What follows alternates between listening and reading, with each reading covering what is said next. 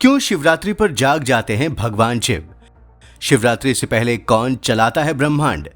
विष्णु और ब्रह्मा ने कैसे चलाया शिव के बिना ब्रह्मांड? पूरे ब्रह्मांड को चलाने की जिम्मेदारी है त्रिदेवों के पास, जिनमें शामिल हैं ब्रह्मा, विष्णु और शिव। ये तीन देवता ब्रह्मांड के संचालन के लिए जिम्मेदार हैं और हिंदू धर्म में इनकी भूमिका अत्यंत महत्वपूर्ण मानी जाती है। अभी तक आपने भी हर जगह यही पढ़ा और सुना होगा कि ब्रह्मा, विष्णु और शिव इस पूरे ब्रह्मांड को चलाते हैं। लेकिन क्या आपको पता है कि यह बात पूरी तरह सच नहीं है? दोस्तों, एक समय में ये तीनों नहीं बल्कि केवल दो ही देवता इस पूरे ब्रह्मांड को चलाते हैं और एक देवता हमेशा सोते रहते हैं। समय समय पर एक एक करके देवता सो जाते हैं और केवल दो देवता ही संसार को चलाते हैं। आज हम आपको इसके बारे में विस्तार से बताएंगे कि कब ब्रह्मा और शिव मिलकर संसार चलाते हैं और विष्णु जी सोते हैं, और कब ब्रह्मा और विष्णु जी संसार को चलाने का काम करते हैं और तब शिव नींद में रहते हैं। इनका समय निर्धारित है।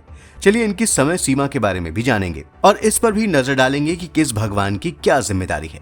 लेकिन वीडियो में आगे बढ़ने से पहले आप हमारे चैनल द कर्मा को सब्सक्राइब करना ना भूलें।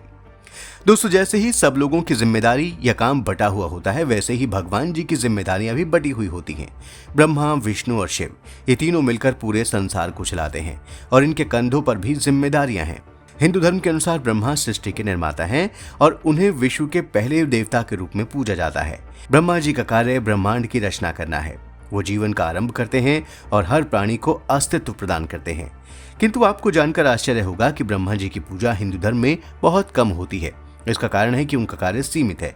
केवल सृष्टि का निर्माण वो करते हैं और उसके बाद उनका काम समाप्त हो जाता है। फिर सृष्टि का पालन और संहार विष्णु और शिव जी के द्वारा किया जाता है। चलिए ये जानते हैं कि कब भगवान ब्रह्मा जागते हैं।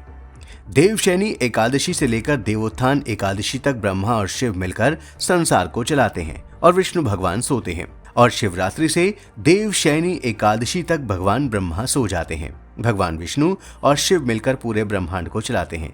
जैसे ब्रह्मा जी को सृष्टि का निर्माण करने की जिम्मेदारी है, वैसे ही भगवान विष्णु के कंधों पर संसार को चलाने की जिम्मेदारी है। दूसरे देवता विष्णु पर, जो ब्रह्मांड के पालन करता है। विष्णु जी का कार्य सृष्टि के संरक्षण और पोषण का है।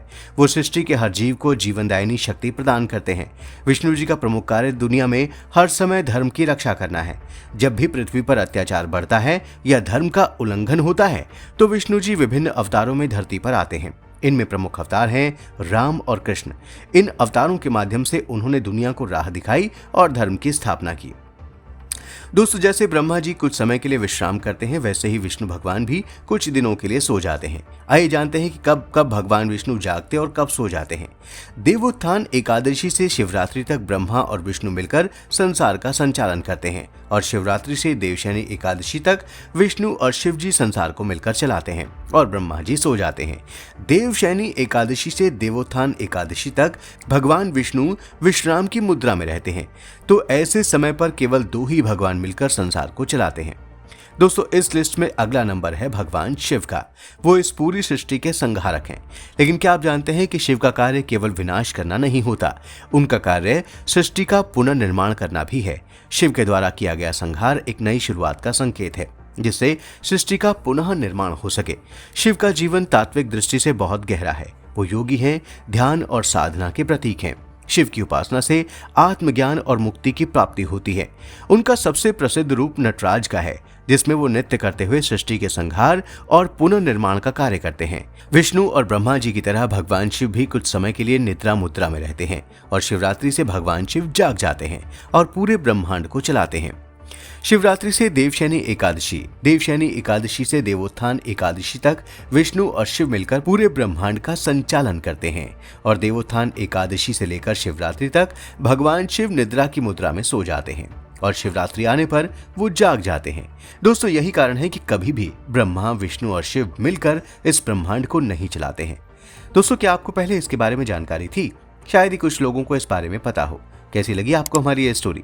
हमें कमेंट सेक्शन में लिखकर जरूर बताएं और इस वीडियो को लाइक, शेयर और सब्सक्राइब करना न भूलें। धन्यवाद।